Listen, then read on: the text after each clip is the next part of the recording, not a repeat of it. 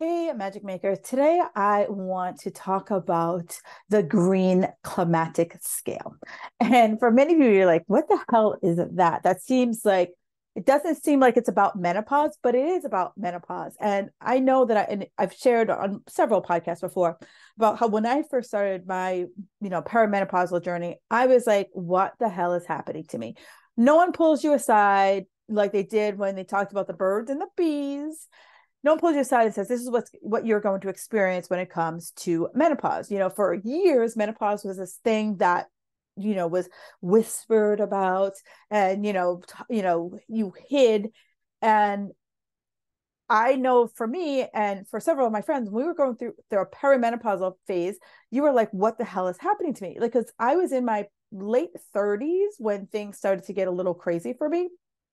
And in my mind, menopause was something that happened to you in your 50s and your 60s. And actually, the average age for when you actually enter into menopause is 51. But no one ever talked about, you might have heard about perimenopause, but no one ever said, this is what perimenopause is and how long it lasts. Perimenopause is what the bulk of us are going through right now. And so when we hear menopause, it's the perimenopause that is giving us the gut punch. It's causing all of these challenges in our life. And so the Greene Climacteric Scale was developed back in 1976 by J.G. Greene, and it was a self-administered test for doctors to better understand what was going on with their patients. And so this scale, it's a tool that helps you identify where you are in your menopausal journey. And we'll go through it in depth in a few minutes. But basically, it walks you through where you are. And so for many people, I wish you could take a blood test and be like, oh, girl, it's perimenopause. That's not how it works, because our hormones are so in flux during this time. One of the biggest things that many of us see is irregular periods, right? That's one of the first kind of key signs. But I know me, I've had an irregular period my whole life.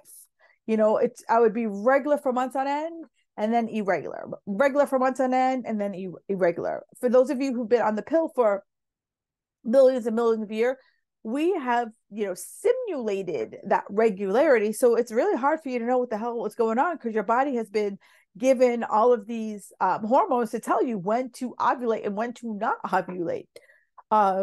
So this Greene Climacteric Scale, it's a great tool that can be used by you as well as by your doctors to better understand and track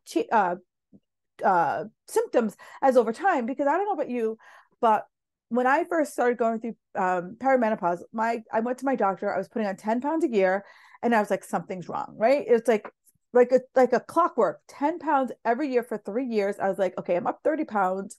What's next? My 600-pound life is going to come knocking on my door. And I go and explain that to my doctor, not knowing that I was in perimenopause. And she's like, well, Kim, you're not 25 anymore. You really should stop eating sandwiches. Woo! I don't know what kept me out of jail that day, but I did not kill her. And, I've heard this from other people that, their doctor's like, it's just menopause. Like, if I knew if it was just, I'm using air quotes, just menopause, why the fuck do you think I'm here? Like, what are the ways that I can minimize my symptoms? What should I expect? Like, there's nothing. They're not even send you out with a pamphlet, like nothing. They're like, oh, it's just menopause.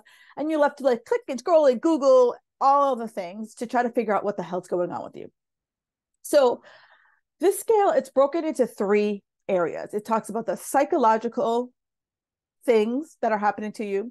It talks about the physical things that are happening to you. And then it talks about what's happening in your vascular system, AKA hot flashes. I now have seen TV commercials talking about vasomotor. It's freaking hot flashes, right? It's a fancy talk for hot flashes. So as we go, we're going to, again, go in depth on the scale, but as we go in depth on the scale, what it said is if you experiencing 12 or more of these symptoms, you are likely on your journey to menopause. However, if you're not experiencing 12 or more and you're experiencing things that are really impacting your life, have a conversation with your doctor. And one of the things I like about the scale is that I can start to track, I can say, I started tracking this on June 1st. and I've been tracking it for the last 2 months, 3 months, this is what's been happening to me, then you have data, right? Versus like, well, I don't know. Because that was me. I was like, well, I've been, I knew I'd been packing on the weight. All right. So I knew I had been packing on the weight for 3 years.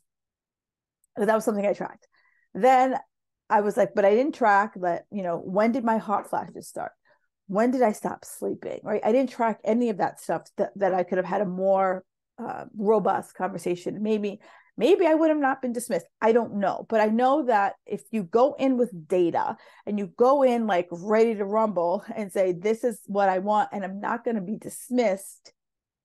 And you can say it in a nice way, right? You don't have to be all like gangster. And I didn't say gangster. In my head, I wanted to say gangster. I really wanted to kill her.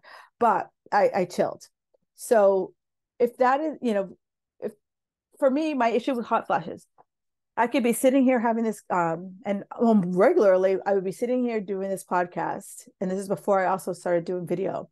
And I could just start sweating like I just finished running a mile, sweating like I just finished a spin class, just sitting here. And all around my office, I had to have a fan like that was propped up right in front of my face.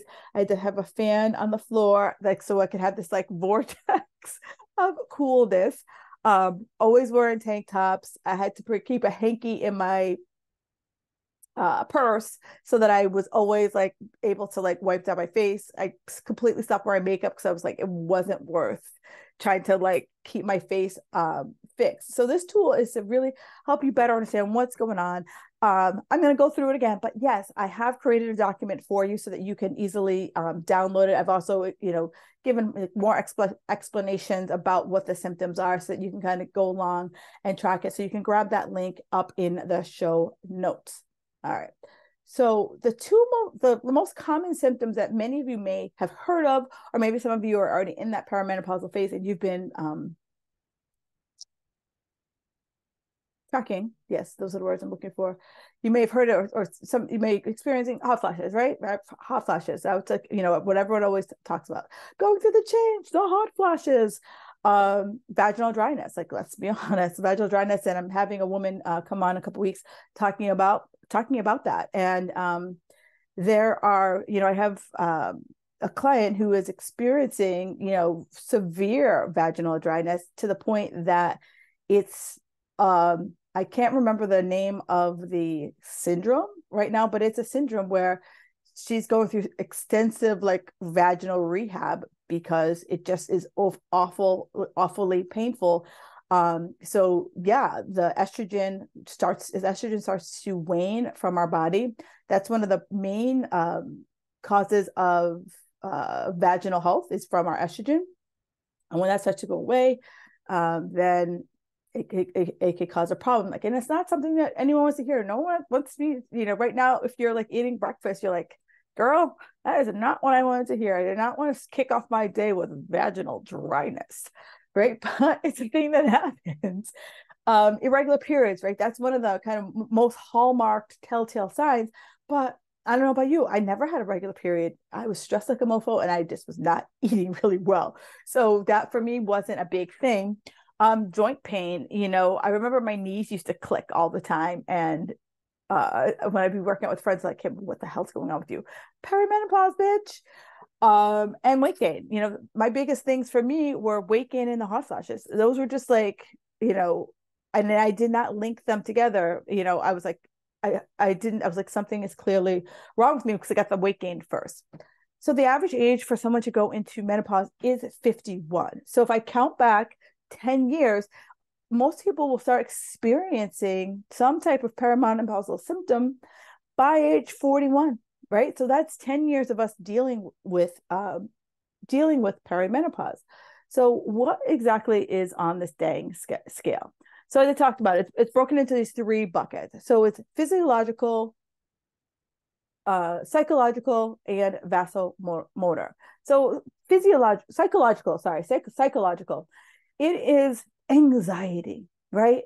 And it's like this anxiety, if you've never experienced it, because it's this perceived fear, like this perceived, like this like constant kind of like set of like, anxiousness, like, oh my God, like something is happening or it's going to happen and you got to be prepared, and your nervous system is like on high alert. Some people experience it to the point that like they, can barely breathe. They kind of, either borderline panic attack, full blown panic attack, but there's kind of like this sense of like tension and nervousness all the time. The inability to just, calm down. And then when someone tells you, can you calm down? You're just like, girl, if I could calm down, I would. Right. So here's one of those things where it's recognizing, especially if you've never experienced this before, all of a sudden it's happening. You're like, what's happening? What's going on? What am I doing? Right. Loss of interest in just things that you used to bring you joy. If you used to be someone who liked to go out and garden, or someone who used to go out and work out, and now you're like, yeah, whatever, I could take it, leave it. That's another sign. Difficulty concentrating. I've had borderline self-diagnosed ADD, and this was a big thing for me. Like sitting down and like doing a task was really freaking hard. It was really, really freaking hard.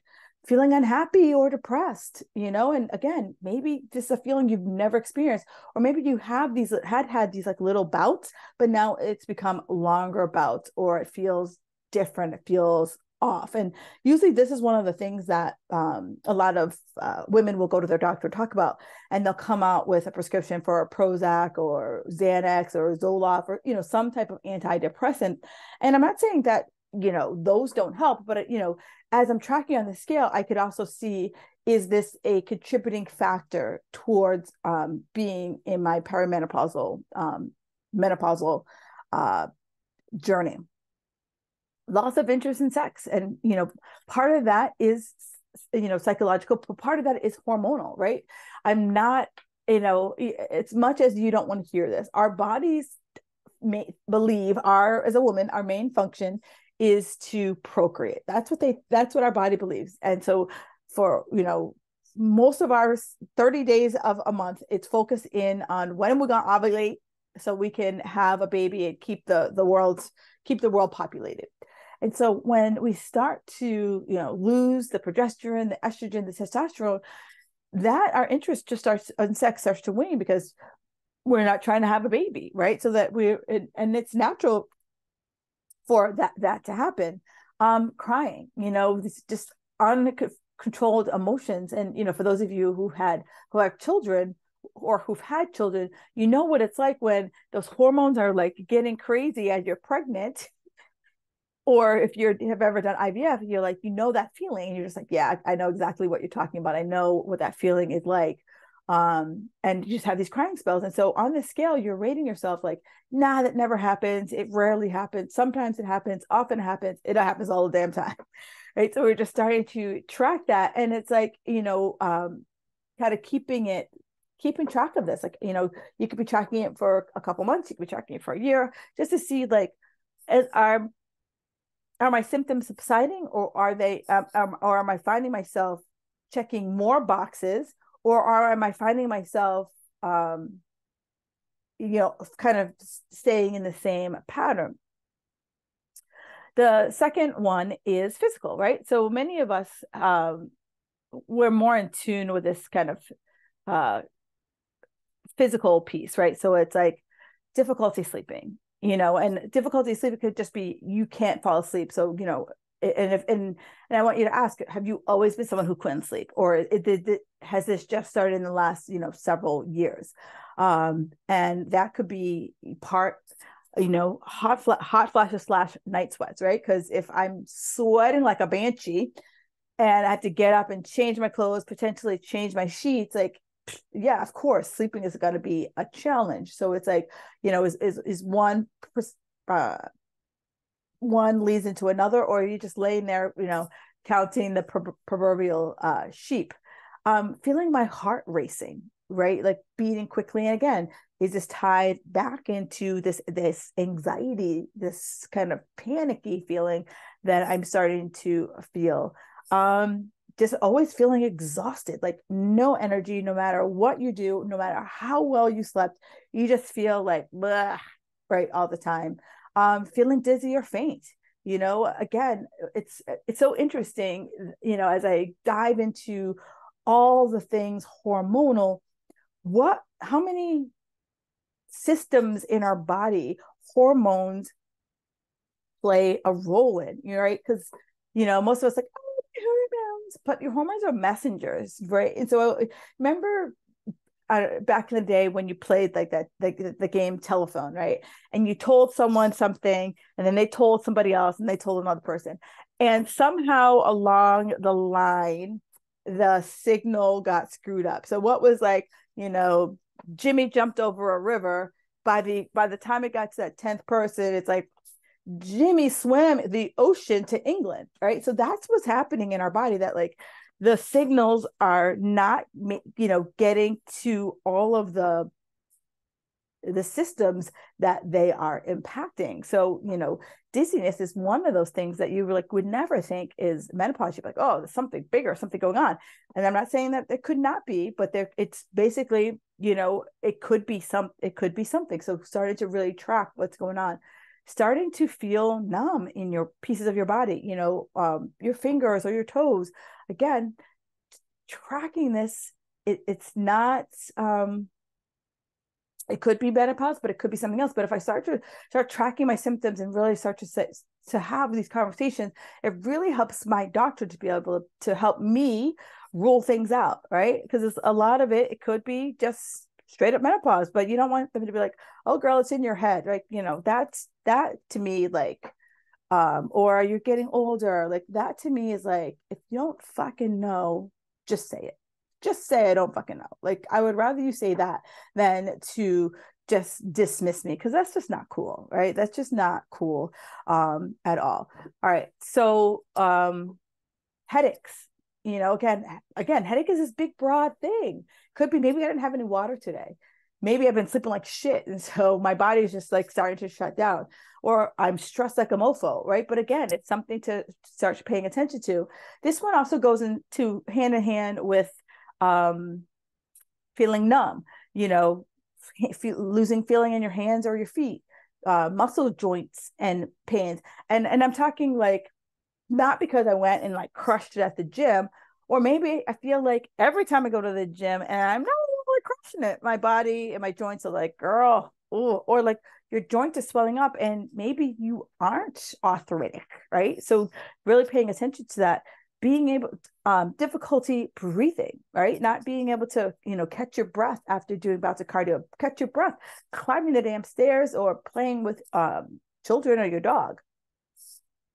And these two are pretty, what most people will always think about when it comes down to menopause. Hot flashes, right? The hot flashes, or the night sweats. So those are on the scale. And again, I shared with you, if you go to the link in my bio, I've created a menopause symptoms checklist, and in there I basically have given you what we just talked about, and I've also broken down in, given you a little paragraph as to like what it is, what you could be experiencing, so that you're able to really have an intelligent conversation. And that's what I'd love for you to be able to do, is that to understand what's happening in your body, but also be able to go to your doctor and be like, okay, this is what I'm feeling, this is what I'm experiencing, this is how long it's been happening, about how many times a day I've been experiencing hot flashes, or how many, I'm averaging X number of hours of sleep a night. And so that you can go in armed with an intelligent conversation, so that now you can know, is your doctor going to be there for you, right? Through this period, or do we need to start to find another practitioner?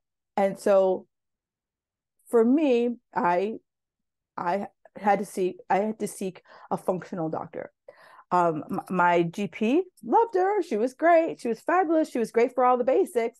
But when it came for me to dive deeper into my health and understand how to get off these 30 pounds, I needed someone else. I needed another guide. And maybe your doctor could be that guide. And I'm hoping that for you. But I want you to go in there, because maybe had I gone in with the symptom tracker, we could have had a very different conversation. because I couldn't have that conversation with her because I didn't know about it.